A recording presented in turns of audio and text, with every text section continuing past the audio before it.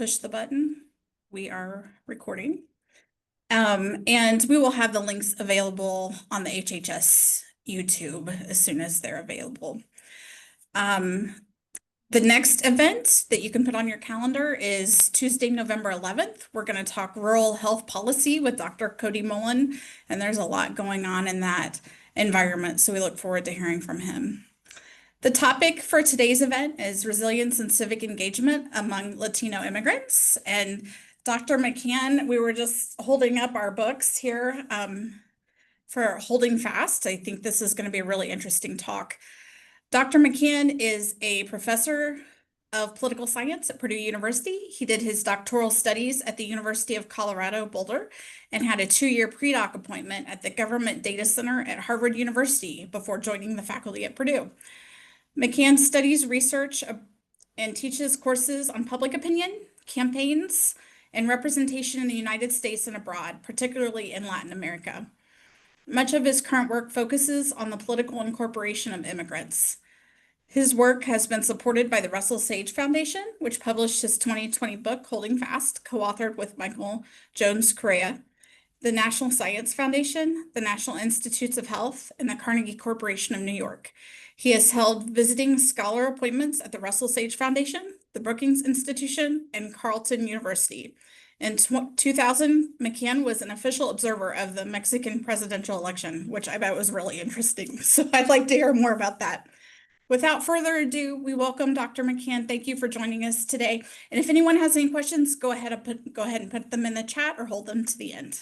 Well, thanks so much, Susan, and everybody for the invitation. Let me also say how much I appreciate what you all do. I love the mission that you guys have, the interdisciplinarity, the sort of externally facing engagement that you all do. So I think you're just a terrific resource on our campus, and I'm really happy to be talking about Holding Fast. I'm not going to be overly formal. I don't know exactly.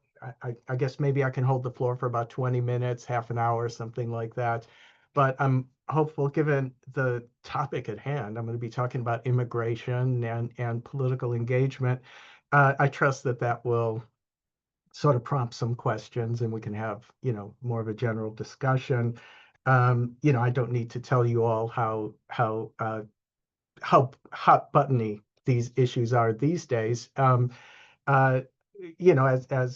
I talk about my research, I'll keep the political science hat on and, try to walk you through some of the research I've been doing over the last few years.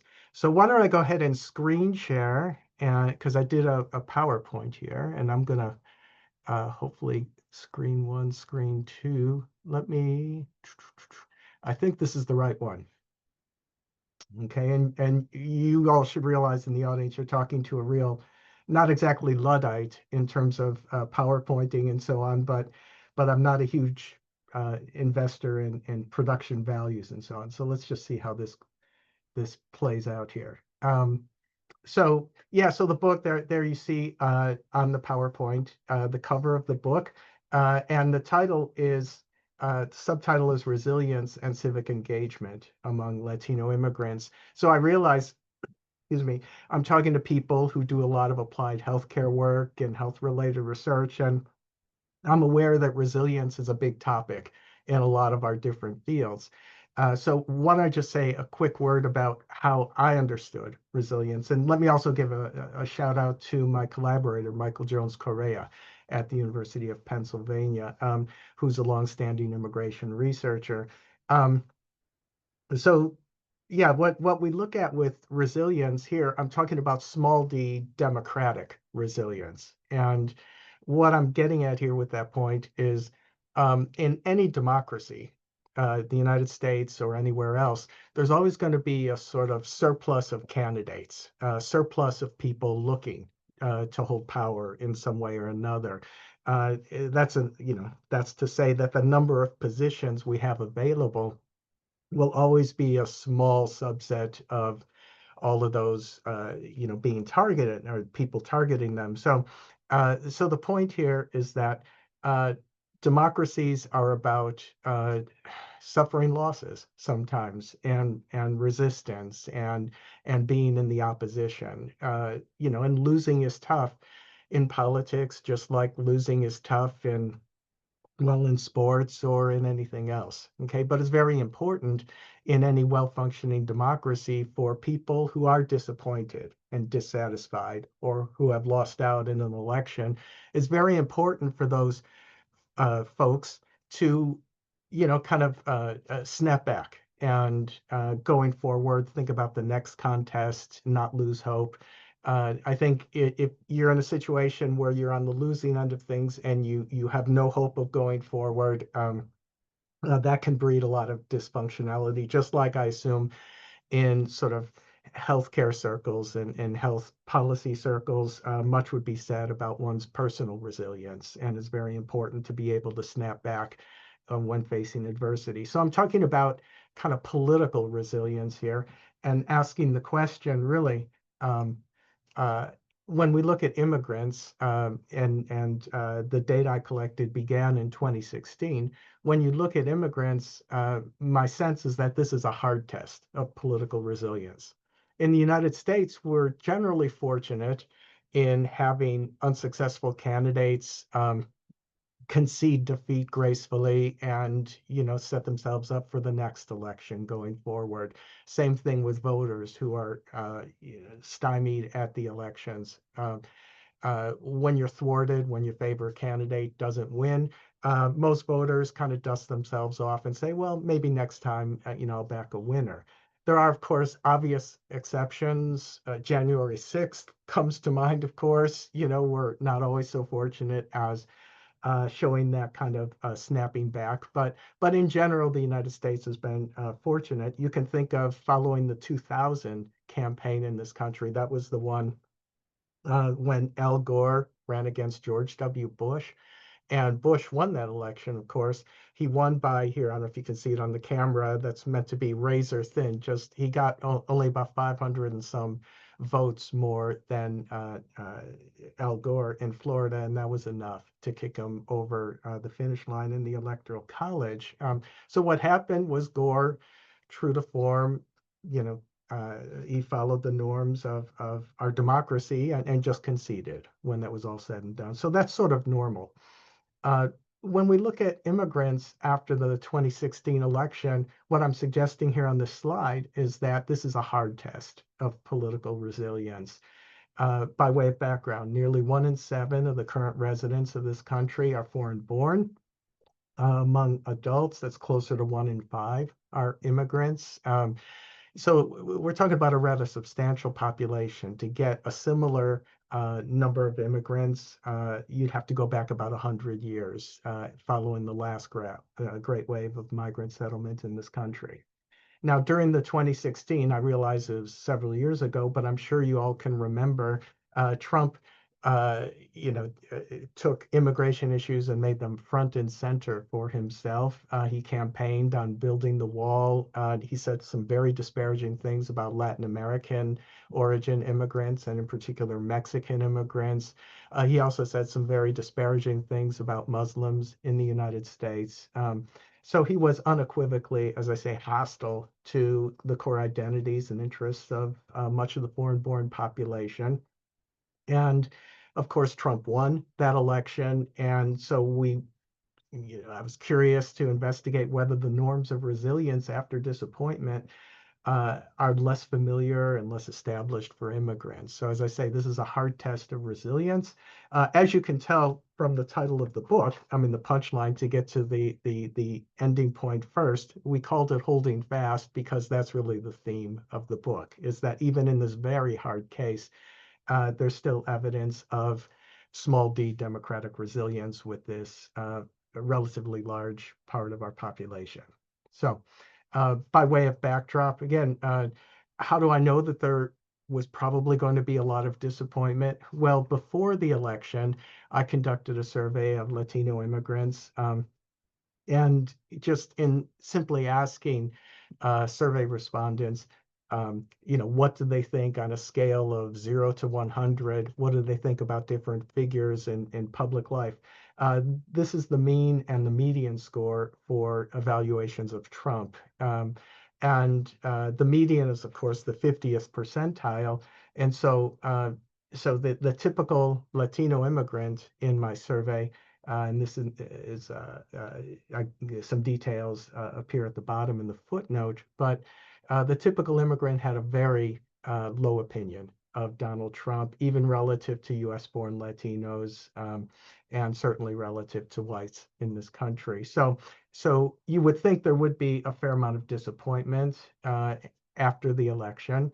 And so my questions had to do with disappointment. To what extent did the Trump election lead to major disappointments? And what are the after effects of that? Do we see any kind of exiting? And we thought of the lack, the opposite of resilience would be exiting. And so we can think of soft exiting, like becoming more apathetic, demoralized, cynical, disengaged, hopeless, or a literal hard exit, just leaving the country altogether. Because unless you come here as a sort of political refugee, I'm thinking sort of the Cubans primarily, maybe the Venezuelans these days, um, in principle, most immigrants would have some sort of exit option at some point. Most immigrants keep in touch with their sending country, and depending on how things go and how bad it gets, that hard exit is always an option. So this could be summed up as what we call the civic erosion hypothesis. And so the question is, did the election of an avowed anti-immigrant administration lead to the erosion of immigrants' political trust, efficacy, and civic engagement? Now, probably you don't need to have a super long memory to recall that following the 2016 elections, the dominant narrative insofar as immigration was concerned, it's very similar to the dominant narrative at the beginning of the second Trump administration. Reporters emphasized dismay and fear, lots of reporting on all the major networks about how worried immigrants are across the country. As I say, much the same as what we've seen this year under the newer administration. Um, in the data that Michael and I gathered, we were interested in tracking patterns of fear and disappointment and looking at the results of that in terms of civic incorporation. The data sets I draw on in the book, they're really two, and both of them I gathered. In 2012, I did a survey of Latino immigrants before and after the election, and that was when Obama was still president. Then in 2016 and 2017, I conducted a three-wave panel survey of Latino immigrants, beginning during the fall campaign in 2016, then another survey wave right after the general election, and then several months after that, in the summer of 2017, we did a third wave. And so I gave on this slide some sampling characteristics.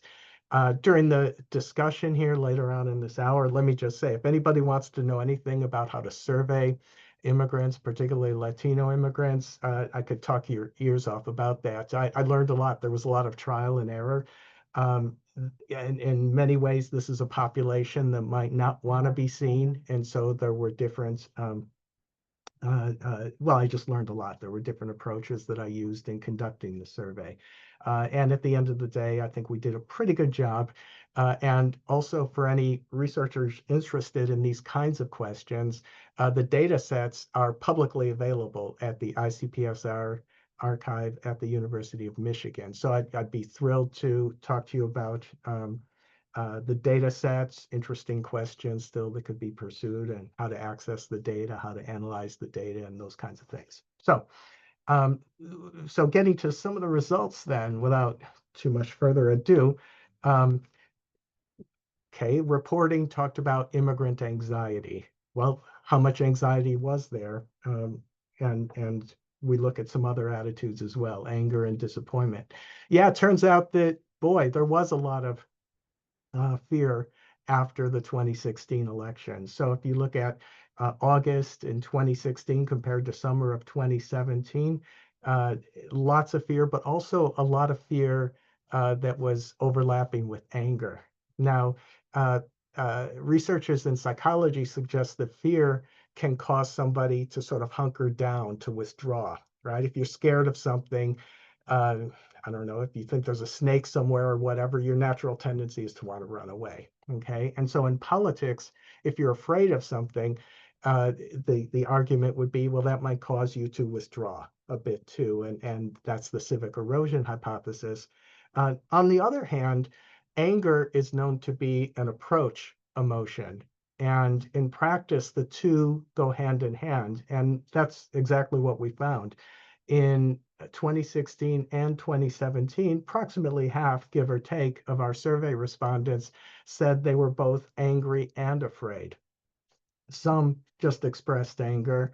A smaller number only expressed fear and anxiety. Okay, and so the theories, as far as I can see, coming out of psychology in terms of our behavioral expectations for these emotions, the theories are not always exact in terms of what to expect. But what we find, well, here, before I get to the outcomes, let me also say there was widespread disappointment among the immigrants that we surveyed. If you look at October 2012 versus August and September 2016, the post-election transition in 2016, or summer 2017, boy, this population is seeing the country going on the wrong track. In 2012, about half of the immigrants thought the country was going on the wrong track. That ballooned to 69% come summer of 2017. So the point is, immigrants were not sort of unaware of the climate. They were not unaware of the direction of the country, and that there were serious headwinds that they were facing, and they had serious concerns, as evidenced by their expression of fear and anger. They also had concrete concerns about deportation. All of these data are drawn from the book.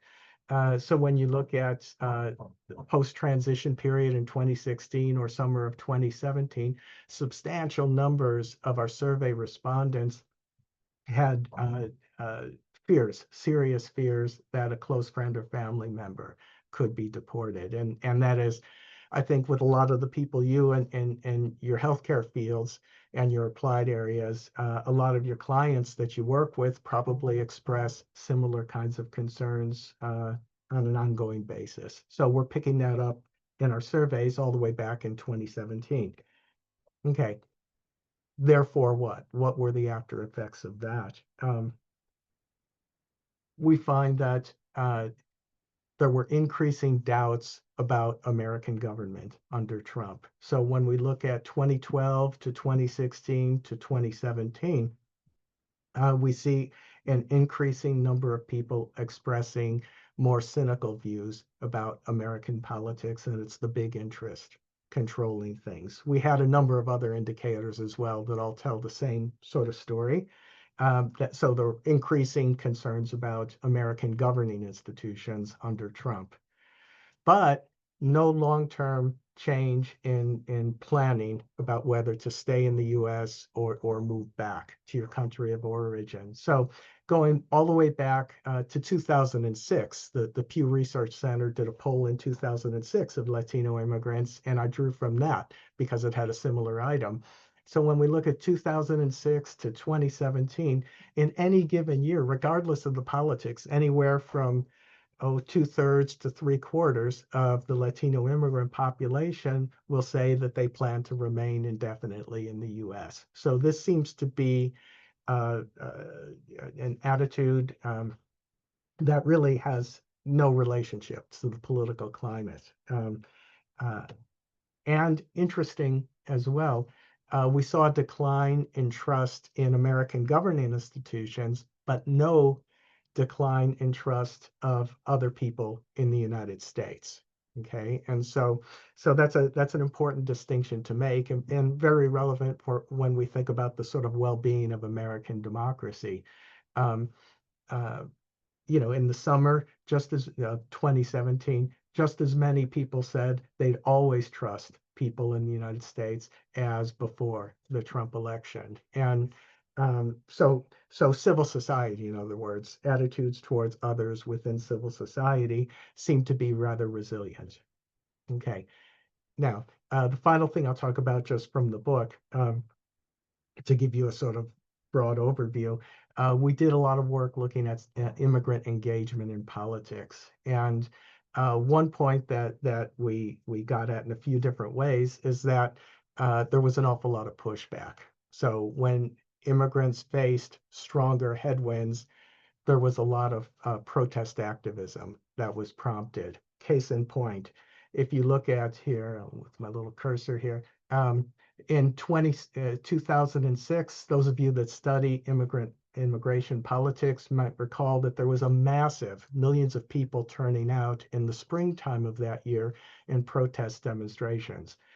Latino immigrants reported in a survey conducted by Pew, approximately 1 out of 3 said they had direct involvement, which is an astoundingly large number, okay, when we think about participation in this country. In 2012 and the summer of 2016, we saw about 1 out of 10 immigrants reporting recent participation in protests on behalf of immigrant rights. After Trump, that number goes to more than 1 out of 5. Okay, so a significant uptick under Trump. So that suggests some sustained pushback.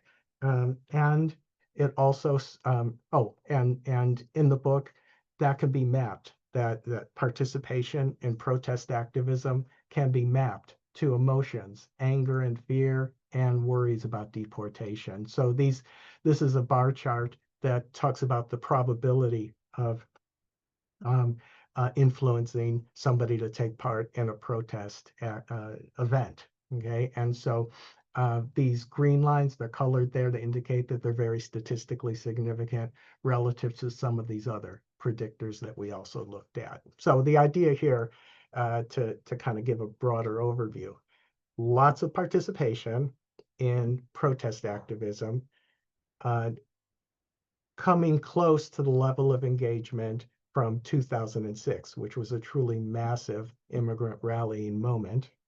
And that participation can be linked to emotions like anger and fear and worries about deportation. So what I'm suggesting here is the psychologists might think that, or some of the literature would suggest that fears and worries and so on might cause people to hunker down. But what I'm suggesting here is, in fact, they were motivating. Okay, there was a direct connection between those emotions and the actions, and it didn't just stop at unconventional kinds of rallying events and marches and so on. We also asked people in the survey over the last few months, have you attended a community meeting? Have you gotten involved in neighborhood problem-solving activities like neighborhood watch programs or trash pickup or things like that? Have you contacted a local government official about an issue? And what we find on this bar chart is immigrants who reported protesting to support immigrant rights, okay, much more inclined to report involvement in more conventional, everyday, some would say mundane kind of civic engagement activities. Okay, so there's a positive, not a negative relationship. So protesting for immigrant rights doesn't undercut more everyday activities within your local community, but in fact there's some complementarity there. And so in a nutshell, the bottom line for holding fast is we're not picking up on any civic erosion. You might theorize that such a thing would be very possible, given that we're talking about an generally under-resourced population that has a new very big target on its back following the Trump election. But we didn't see any withdrawal. We did see lots of evidence of increasing mistrust and skepticism about American governing institutions under Trump, but that's to be expected. It would have been strange if that hadn't happened. But we did not see an increase in mistrust of other Americans. I didn't talk about patriotism here. The book goes into different indicators of American identity and attachment to the US, but there was no reduction in patriotic feelings. nor was there an uptick in call it, self-deportation or repatriating to your country of origin. So let's just say that can be taken as good news for democracy. This is what's supposed to happen in a well-functioning democracy. When you or your group or people close to you wonder when they feel pressure or under attack by authorities or a rival group or whatnot. In a democracy, we should see some constructive opposition, some constructive pushback. And the fact that we're showing this dynamic with a population where you might expect it's a hard test of resilience, we're still finding it. Michael and I ended up by saying this is ultimately good news for American democracy when we can see that happening. Okay, so that's the book. Happy to elaborate on any of that, but let me say just a couple of words now about how these findings might hold up today. All right, so this was a story about the first Trump administration and immigrant responses. So we're now into the second Trump administration. I don't need to tell you all that the pressures on immigrant communities have gotten even more severe. We're seeing more polarization, certainly more assertiveness of police forces into places, agents of, Army and National Guard and so on, agents of the state going into places where they didn't in the first Trump administration. So I can only speculate. I'm not doing a survey right now comparable to the panel survey I did in 2016. So what I'm going to share with you are some sort of speculative thoughts, beginning with protest activities. Now, I hope this is big enough for you all to see. Let me see if I can actually get that. That might be a little bit bigger. This charts out its a count of protest events from January 1st. That should be January 1st, 2017 to June 14th, 2017. So that's a typo there. But what we see is it's a count of protest events where um, uh, uh, social scientists, based on media reports, can actually count the number of events, meetings, marches, and so on in favor of particular oppositional causes and issues. And what we see in January of 2017 all the way to June of 2017, so the first Trump administration, these are the pink hat rallies that some of you may recall. And we saw some continuing protest activities through spring, April, and then June. Okay, so this is the story in 2017. Okay, this is what it looks like this year.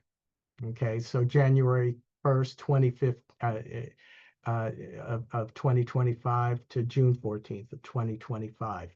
The same methodology counting the number of protests. So what we see here, let me just flip back and forth.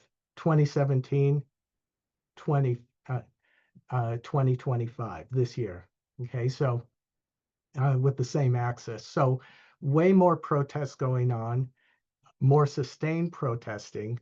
And it's a little curious to look at that because what I recall from the 2017 Pink Hat protests was round-the-clock news coverage. It was very salient, lots of reporting. It looked like it was the biggest thing ever to hit the country, and it was truly significant. But what I'm suggesting here, and this is what the data show, is that in fact, we see more sustained and a larger count of protest events happening this year. Okay, so civil society is reacting in a way that's more significant, I would suggest, than in 2017. Okay, now why aren't we reading about this? Why isn't CNN talking about it night and day like at the beginning of 2017? I think it's because these protest events are happening in places like Lafayette, Indiana, Logansport, Crawfordsville, Indianapolis, and all across the country. So the amount of oppositional protesting has gotten diffused across the country, and it's and so we see lots of mobilizations, but not anything like as sort of media savvy, I suppose, as in 2017 with the pink hats. That was such a novel big splash that quickly faded. So lesson one, when I think about today, is that there is a lot of protesting going on. Are immigrants themselves getting involved? Well, okay, this is a survey conducted just this month. Earlier this year with earlier this month with the firm Verisight. Uh, I worked with them, and they asked the question: if there were a truly historic nationwide protest against the Trump administration in the coming days, how likely would you be to participate? And what I've done is break out whites versus Latinos here, and this is a survey with some 1,000 people. The sample size for Latinos is not very big. And I didn't break this out by first generation, second generation, third generation Latino. Okay, so it's not exactly an immigrant versus non-immigrant comparison, but what I find is that much more willingness to take part in anti-Trump protesting among Latinos. And if I pull out the Republicans, because this comparison maybe isn't the best way to compare, because a lot of those white respondents probably would never have protested against the Trump administration because they're Republicans. And so if you pull them out, okay, and so we're only looking at Latinos and whites who do not identify with the Republican Party, the willingness to protest goes up, but we still see this sort of statistically significant difference across the ethnic groups. Okay, so that suggests that there's still a lot of protest potential among Latinos and presumably Latino immigrants as well, which would be a marker of small d democratic resilience. In terms of holding fast by not by remaining in the country rather than anticipating leaving. This is a poll from that same firm in April of 2025, when asked, do you have any plans to move out of the US in the next 2 years? If we compare whites and Latinos, we see very low incidence of people definitely planning to move, fewer than 5% in each group. It was asked on a continuum if they seriously were considering, if they moderately considered, and I'm leaving off the other end of the scale of people never thinking about it. So not a lot of people, at least in April of this year. If we flip to October of this year, so just this month, okay, what we see is here to compare April, and then this is October, a slight increase as the sort of the enforcement initiatives across American cities have really taken root as the Trump anti-immigration policies have crystallized. We see a bit of an increase among Latinos in planning definitely to move out of the country, but really the much bigger increase is with people considering it as a hypothetical possibility. So that's one change that would indicate exiting, a hard exit, which would contrast with what we picked up on with holding fast. And then, and I noticed when this talk was being advertised around through your network, you said that I'd also talk about immigration issues. So I just thought I'd take a couple quick minutes before we get to general Q&A to mention what's the state of play now with immigration issues. So here, to that point, here is to this day the approval ratings for Trump across various issues: inflation, economy, international trade, and immigration. And this is pulled by from an analyst, Nate Silver. He used to do the 538 site. What he does is he averages and smooths out the results of dozens and dozens of different polls of presidential approval. And so right now, immigration is a relatively strong issue for Trump, But these negative numbers, this is the break-even point. This still suggests that more Americans are disappointed with Trump's immigration policies than approve of them. But Trump gets relatively worse markings for trade, the economy, and inflation. In general, how Trump's approval ratings compare to his predecessors, he's not performing all that well. This line, again, is the current Trump administration, and you can see how he compares to Biden and Obama. And George W. Bush is kind of an anomaly because this was the 9/11 attack, which really boosted Bush's standing within the public. So Trump compares more or less to where he was in 2017. So in the context of recent presidencies, you can say that Trump is not generally as popular as his predecessors were at this particular juncture in the administration. I'll talk a little bit more, just a couple minutes, about how Americans in general look at immigration. So what is the current state of play? And we can say that currently, in general, immigration is polling very well. So close to 8 out of 10 Americans, based on the most recent Gallup poll, say that immigration is a good thing for the country. You can see that before the general election last year, that was a bit down. But since then, amid the crackdowns that we've seen in recent months, support for immigrants has actually gone up, almost certainly in reaction to news about those crackdowns. Interestingly, we don't see huge amounts of partisan polarization. So even 64% of self-identified Republicans say that they support immigration, and it goes up from there. Okay, but final point I want to make, when we think about public opinion on immigration, is that this is a poll from PRRI. It's an American Value Survey, very academically, scientifically sound. When asked how important it is to make somebody truly an American, to have these different attributes, you can see fairly wide agreement on what it means to be an American, to value free speech, to uh, uh, to vote in elections, to accept people from diverse backgrounds and so on, to respect laws and institutions in this country. Okay, but then we see a much more mixed verdict on some of these other attributes, whether it's important to speak English if you want to be considered a true American, whether you need to believe in the capitalist system, whether you need to believe in God, whether these things make somebody a real American. And I circled this one because it has to do with immigration.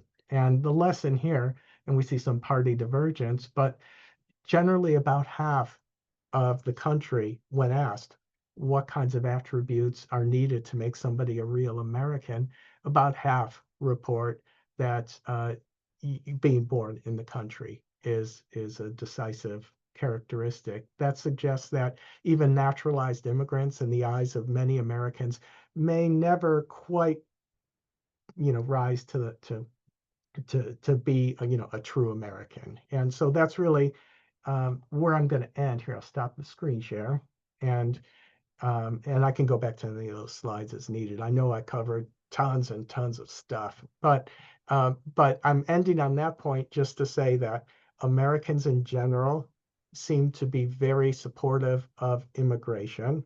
Okay, the idea that America is a country of immigrants, that runs very deep, and it really cuts against the current policies coming out of the administration in Washington. But at the same time, there is some ambivalence.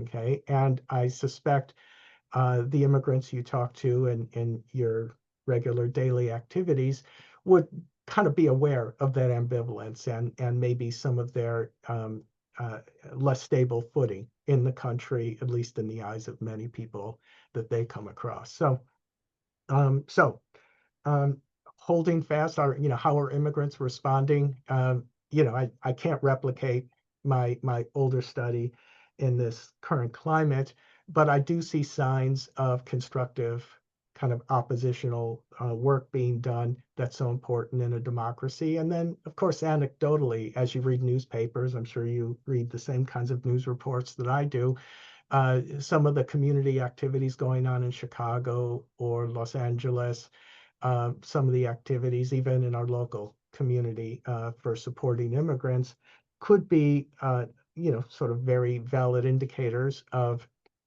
the kind of small d democratic responsiveness that would be an indication of civic resilience. So why don't I leave it there? And I can, as I say, I can talk about a lot of different things involving the project or current events or however you'd like to go. That's a good sport because I did put immigration policy in there, and I feel a little bit bad about pushing you into that, but I'm so grateful that you kind of walked into that little I don't know, there's a lot there, right? So I appreciate that you did that. So first we have Dr. Ruiz has something. Go ahead. Dr. McCann, thank you so very much for your work, your continued work. So important, more important than ever, as we kind of tread through this very difficult time. So I wanted to say that. But I had a question, and I'm glad that you ended on that note. You talked about that there's no clear evidence of civic erosion despite this sort of like increased mistrust. And I was really sort of wanting to know, sort of behind the curtain, like, what do you think were some of the factors that might have helped immigrants hold fast and stay civically engaged?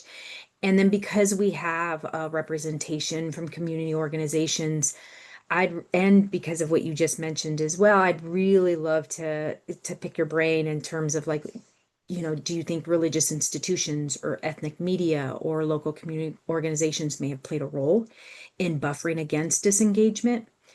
And how can researchers and organizations, practitioners sort of continue to support immigrant civic engagement in moments of this sort of political hostility? Yeah, no, those are great questions. And in the book and in other research, it's interesting, when we think about what can build civic resilience for a population under duress like this. What's interesting is I kind of ruled out some factors.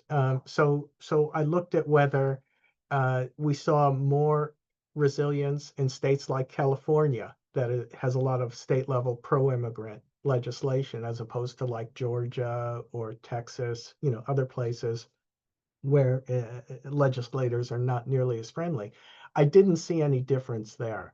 And so that suggests that the sort of formal legal infrastructure obviously is important in all kinds of ways in terms of determining the services somebody can get, or shaping the general mood within the state.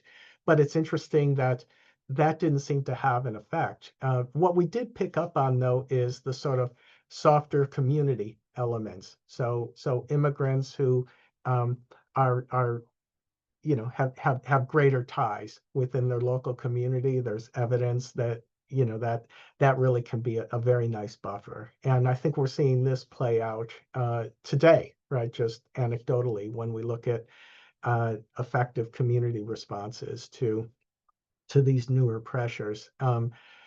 You asked, kind of how might this inform your own sort of applied kind of policy relevant work?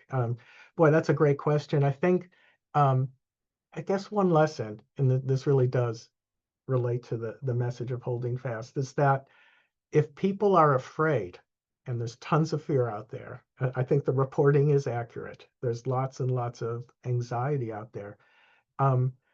That from a civic standpoint, that's not necessarily bad. I mean, it's emotionally, it's a hardship, and it's a lot to carry, but it can be channeled. It can be there can be a constructive outlet for that, especially if, understandably, if there's a sense of righteous indignation, a feeling of deprivation or injustice. Those kinds of uh, feelings can propel collective action. Can and I think anybody working within the community, I think would first want to say, don't be put off. Because when we're, at least when I'm discussing anything with somebody who's visibly anxious or, about whatever, there's a natural tendency to want to say, oh, ooh, and back away or try to dial it down or something like that. That's an understandable reaction, but at the same time, appreciating it for what it is, that it's reasonable to feel that way. So there's nothing wrong with feeling that way. And then maybe helping constructively to channel it towards different remedial activities. So for instance, I mean, one kind of very personal anecdote, I'm familiar with individuals within our local community who are now kind of taking it upon themselves to build mutual aid kinds of networks to support each other. And just over the weekend, I saw some of them distributing little whistles like on keychains that are common in Chicago now. I mean, that's just the community. So if there's a raid or a threat or something, and that's become kind of a symbol almost of collective kinds of resilience. And so I guess not being put off as a sort of bystander, wanting to support the community, not being put off by some of these emotions or people expressing those worries, but being supportive, I guess, is one of the lessons out of holding fast. So I guess, I maybe leave it at that, but yeah, happy to follow up. Excellent. Thank you so much. Yeah. Andrea has posted, and I think a lot of people on this call are interested in the answer to this. Is there a connection between a sense of belonging and civic engagement? I think you kind of touched on that a little bit in talking about those networks that are being developed, but I see a group of people here that are working really hard to create belonging. So does that make a difference? No, it absolutely makes a difference in terms of, well, I have to think in terms of resilience broadly understood, because I think to say it in reverse, somebody who feels estranged, disconnected, and this is true not only for immigrants, but there are, anybody Yeah. who feels this way. Yeah, that's, I think, where you can see lots of erosion, civic erosion, or other kinds of corrosive outcomes. So, yeah, and it's measurable. So in our surveys, we ask things, like it's here, concern for the deportation of a loved one, the risk there, that is a very significant driver of protest activism. Okay, so this connection, right, is like a starting point and wanting to protect somebody, and then doing that in a constructive way through a nonviolent protest. I think speaks to that, the importance of belonging and being networked. Let me also say, I think there's a good amount of kind of sociological research out there that we didn't cover in Holding Fast, but I think a lot of the research would talk about primary connections. So like your immediate family or your immediate neighborhood versus secondary kind of civil society connections. And the latter can be as important as the former. So having like non-governmental organizations, service organizations, labor organizations, individuals who can do some advocacy through the courts and things like that. That matters an awful lot. And there's a good amount of research in political science and sociology that suggests, yeah, that those kinds of connections can really serve as a springboard towards kind of sustain the kinds of, the protests, the ongoing protesting that seems to be taking place, but maybe a little beneath the radar. Yeah, you don't get there without that sort of fairly dense network of civil society groups. All right, Carla's asking, and I think you touch on this in the book, if you've been able to identify differences in civic participation among Latinos from different countries of origin. So Yeah. Mexicans versus Salvadorians or Venezuelans. Yeah, no, absolutely. So first off, since the book only looked at first generation Latino immigrants, we're talking primarily Mexican. Okay, so a good, 2/3, they're about 65% around there, is the Mexican population. And then down from there, we did not include Puerto Ricans in our sampling frame because they are US citizens. Um, but yeah, we have lots of Central Americans and some Cubans and so on. Yeah, not differences that are not as big as you might think, which is interesting, I guess. In political science, there's this big question about carryover from your country of origin, and how that kind of might make an imprint for you when you navigate in the new society. And when you look at differences between, Guatemalans, Salvadorans, Nicaraguans, Mexicans, and so on, Cubans, and so, we're talking about very different governance structures, different political norms, and so on. So there's some of that happens, but not enough to pick up when put alongside some of these other really big ticket kinds of predictors, like the emotions that we pointed out, the fear combined with anger and the concerns about deportation and so on. So yeah, less variability than you might think. This is a question on my part.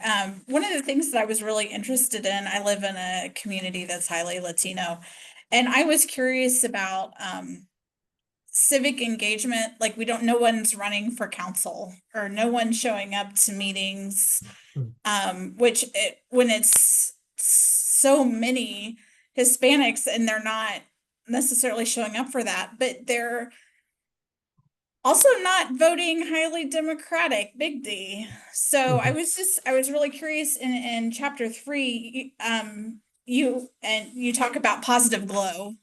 So I guess I just had questions about the expectations of immigrants as they come into a new environment, and how do they, I mean, I've not been in that situation. Yeah, So yeah. how does their newness, how does that translate into civic engagement? Yeah, no, there's absolutely a learning curve. And I think we could fault the political parties for not having great local outreach. The political parties in this country are deeply entrenched in our political history. They're not going away.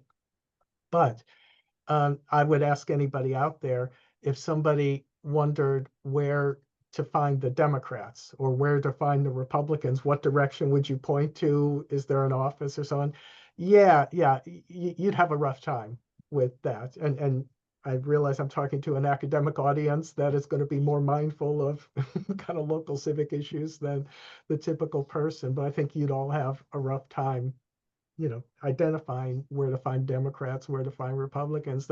Local organizations play a key role, and the local parties could stand to do a bit more work to cultivate. Parties tend to be very short-sighted, and they think just about the next election, meaning that they try to target and mobilize only the most reliable voters. And so that has a tendency to self-reinforce, that if somebody's new and if they don't yet have voting rights, or even if they do but they're not used to voting, right, they may not get on anybody's canvassing list or anything like that. And when it comes time to actually contesting an office, all right, you're right, there are a lot of offices that are perfect for entry level kinds of people who want to become more involved, right? School boards, or recorders, or what, I mean, we elect a lot of people for purely, well, mostly administrative kinds of tasks. Well, one of the biggest predictors of somebody deciding to run is being asked. Okay. And there's and having some resources as well, it matters. You do need a budget to make your campaign signs, and there's some training that has to happen, but yeah, I think a lot of the local kind of networks, they're playing catch up on this population, and there is a lag. And I don't think it's exceptional within the larger kind of, if we look 100 years ago at patterns of immigrant incorporation into government, there was a trajectory as well, right? A learning curve or a period, right? Where there was a lag. And so I think it really is, yeah, up to us at the local level to cultivate and be a resource. Yeah, I think I would credit Purdue Extension Services. They do a lot of work. I know firsthand, they do a lot of work in leadership training and civic enrichment and things like that. So that could be a real resource to build on. Takes time, right? It takes a growth process, as it would for any of us. I want to open, we have a few more minutes. Are there any more questions out there? You can just turn your camera on and turn on the microphone and ask your question if anything has been brought up that you're curious about. We've had really good questions here in the chat, so. Do you have any plans for further research on this? Yeah. Actually, I'm trying to find the time to write up a project. I didn't replicate the holding fast kind of survey model, but last year, in the context of the Mexican election, they held a presidential election last summer. Prior to then, I did a national survey of Mexicans living in the U.S. to look at transnational political involvement. And so Mexicans living in the U.S. have the right to vote in Mexico's elections. Lots of countries actually permit immigrants to vote, including the U.S. You can, if you're an American citizen, you can leave the country and live somewhere else for 30 years and still be able to vote in U.S. elections. So, so I'm very interested in a question that we didn't directly tackle in holding fast, but looking at, understanding an immigrant as also wearing an immigrant hat, on occasion, and looking at transnational civic practice and how that relates to domestic engagement. So that's sort of on my front burner. I wish I could say I had a paper to show you right now that's, out or something, but it's work in progress. So yeah, that much I'm doing. Very, somewhat related to my work on immigration and transnational participation. I just concluded a panel survey of Americans living abroad. So we like to think of ourselves as a nation of immigrants, but there are maybe as many as 10 million Americans living abroad all around the world. And so I was interested in their reaction to the Trump administration, and I could track them over time to look at. I found it interesting with the protests this last weekend that there were so many other protests around the world.